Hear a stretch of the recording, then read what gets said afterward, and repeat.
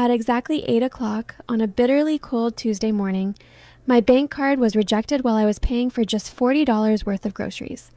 The cashier looked at me with quiet sympathy as the payment terminal flashed declined. Confused, I reached for my phone and called my father. He answered almost immediately, his voice calm, emotionless, and filled with satisfaction. "I canceled every one of your cards," he said. "You've always been trained to take instructions, not control finances. It's time you remembered your place in this family." I didn't argue. I didn't raise my voice. I simply slipped my phone back into my pocket, left the shopping cart where it stood, walked to my car, and drove directly to the bank. 3 hours later, my father had 32 missed calls. Every major account under his control had been frozen, and the empire he believed belonged to him was completely locked down. He thought he was punishing a dependent daughter. He never realized that everything he owned was standing on a foundation I had built. Welcome back to the channel. Before we continue, tell me in the comments which city or country you're watching from. I always enjoy seeing how many different places these stories reach. Stay with me until the very end because the final twist changes everything. My name is Chloe Cooper. I'm 36 years old, and for the last 6 years, I've served as head of operations at Cooper Global Logistics. Before joining the family company, I spent years as an Army logistics officer. When my mother passed away, the business she helped build was collapsing under crushing debt. I left my military career behind and returned home, not because I wanted prestige or money, but because I refused to watch my family's legacy disappear. When my card was declined at the grocery store, I assumed the bank had made an error. That assumption disappeared the moment my father, Arthur Cooper, answered the phone. "I canceled your executive credit lines," he said confidently. "You've started believing you run this company. You don't. You follow orders. It's time you remember that." In the background, I heard the quiet laughter of my stepmother, Victoria, along with her 28-year-old son, Julian. For months, they had been convincing my father that I was too strict, too disciplined, and too cautious, while Julian supposedly represented the company's future. Their goal had been obvious from the beginning. They wanted my authority stripped away so Julian could take my executive role. Everything came to a head after I refused to approve one of Julian's reckless real estate investments. My father interpreted my decision as open defiance. He believed cutting off my financial access would force me to apologize and surrender. He assumed I depended entirely on him. What he failed to understand was that he had just made the biggest mistake of his life. To understand why, you need to know what happened 5 years earlier. When I left the military, Cooper Global Logistics was only months away from bankruptcy. Years of poor investments and careless management had nearly destroyed everything my parents had built. I worked endless days rebuilding operations, renegotiating contracts, and reorganizing every department. More importantly, I invested every penny of the inheritance my late mother had left me into rescuing the business. That money paid off debt, restored our credibility, and secured major government transport contracts that saved the company. While I handled the difficult work behind the scenes, Arthur accepted awards, attended charity galas, and enjoyed the praise for a recovery he barely understood. I never challenged him publicly because he was my father, and I believe family loyalty mattered more than recognition. Then Victoria entered his life. After marrying my father 2 years earlier, she brought Julian into the company. Julian had no meaningful business experience, only unfinished college programs and several failed business ventures. Despite that, Victoria convinced Arthur that Julian possessed fresh ideas while I was holding the company back.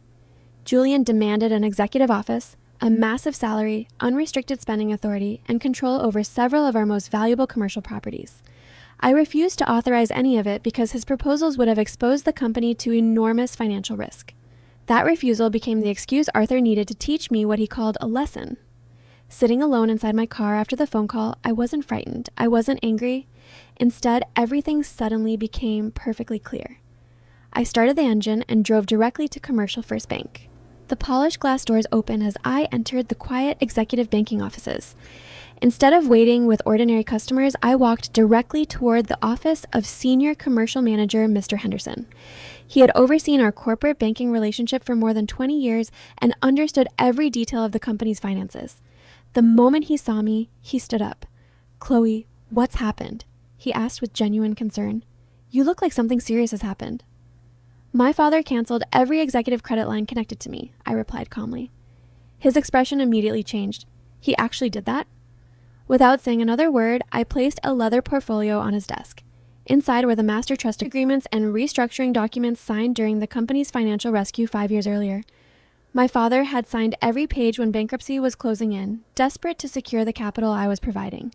At the time, he had been so focused on survival that he never paid attention to the legal structure protecting my investment.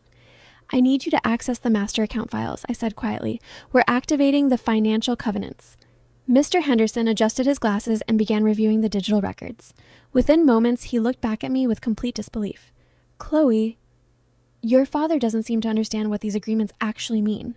The truth was surprisingly simple. The cards Arthur had proudly canceled were not funded by him at all. They were linked to sub-accounts financed through my master trust, the same trust that legally held the primary security interest over nearly every company asset. By cutting off my access, Arthur had unknowingly violated the very agreements that protected the business. Mr. Henderson leaned back in his chair.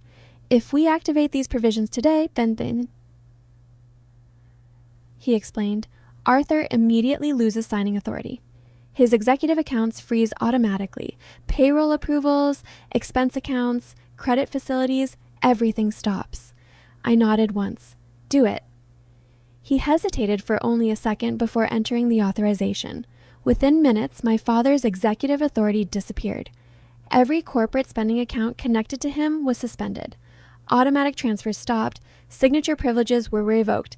The financial system recognized exactly what the legal documents required. Across town, Arthur was enjoying lunch at one of the city's most exclusive steakhouses with Victoria, Julian, and 2 commercial developers. They celebrated what they believed was my removal from the company. Expensive wine flowed freely while Julian confidently described his plans for his upcoming promotion. When the bill arrived, Arthur casually handed over his platinum corporate card. Moments later, the waiter returned. I'm sorry, sir. This card has been declined. Arthur smiled awkwardly and offered another card. Declined. Victoria tried hers. Declined. Julian confidently reached for his company card. Declined. Every corporate account carrying the Cooper name had suddenly become useless. Embarrassed and confused, Arthur was forced to gather enough personal cash to pay the restaurant before leaving.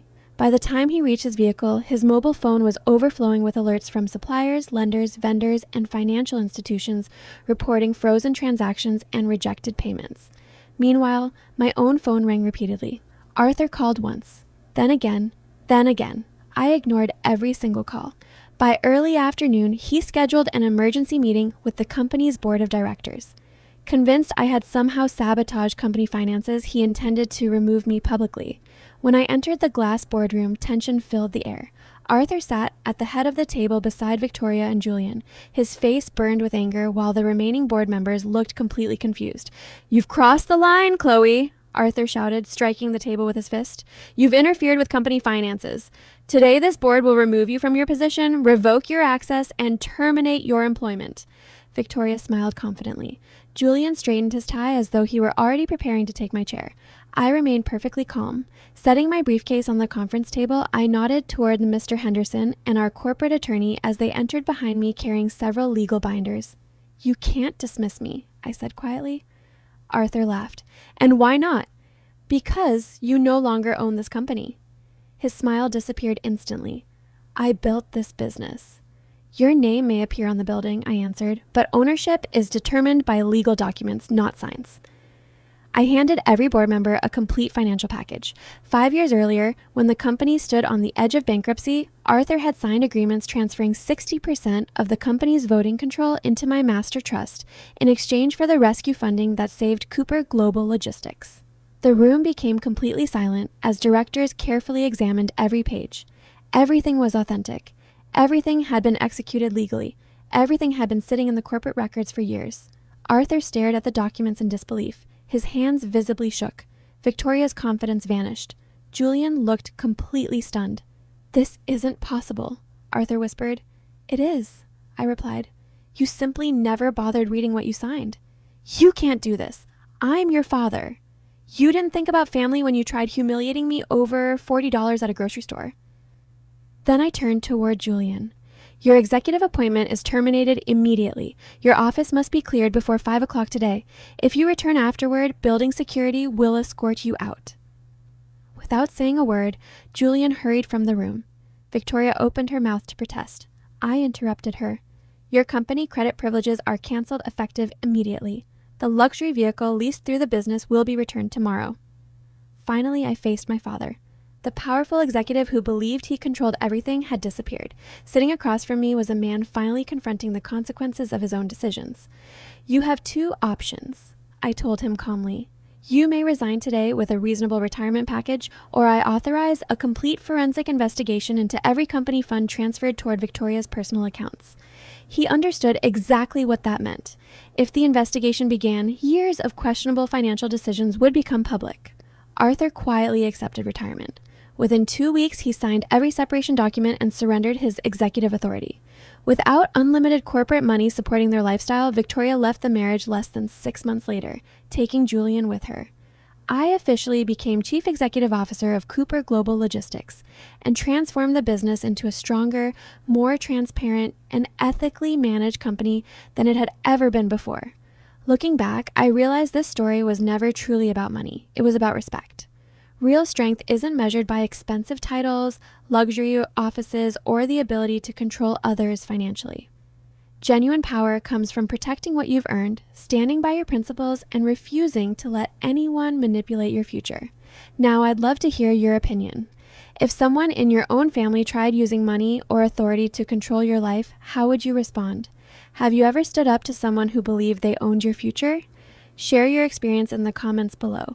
If you enjoyed this story, don't forget to like the video, subscribe to the channel, and watch the next story on your screen.